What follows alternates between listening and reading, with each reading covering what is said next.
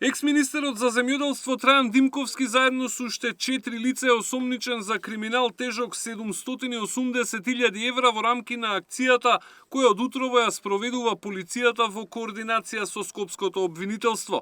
Тие се сомничат за злоупотреба на службената положба откако во периодот меѓу 21 и 22 година надвор од законите дозволиле да се изврши отпис на околу 2000 тони житни култури од стоковите резерви.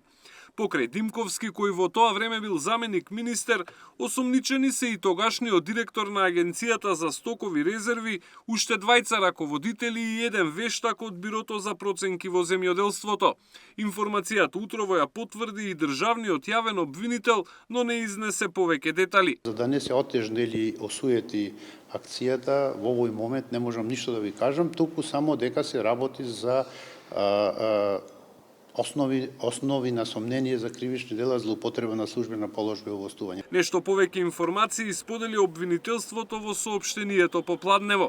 Осомничените ја злоупотребиле својата службена должност со неизвршување на својата службена положба, иако биле должни да известат владата дека е настанат неоснован кусок на меркантилна пченица и јачмен, истите доставиле неточни податоци и информации. Вештиот наод бил приложен кон информацијата до владата и истата била прифатена од страна на владата, при што Агенцијата за стокови резерви била задолжена да изврши отпис на 1500 тони меркантилна пченица и 500 тони јачмен за сточна храна, стои во соопштението на обвинителството.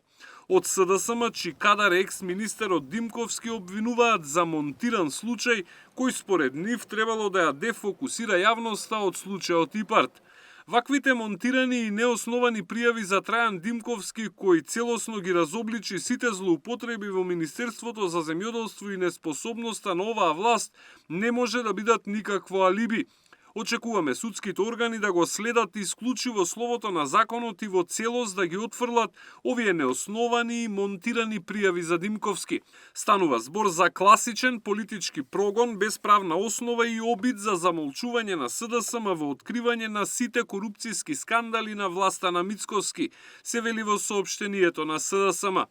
Како што соопшти обвинителството, осомничените ќе ги гони во скратена постапка, поради што од судот побарале на сите да им бидат одземени пасошите.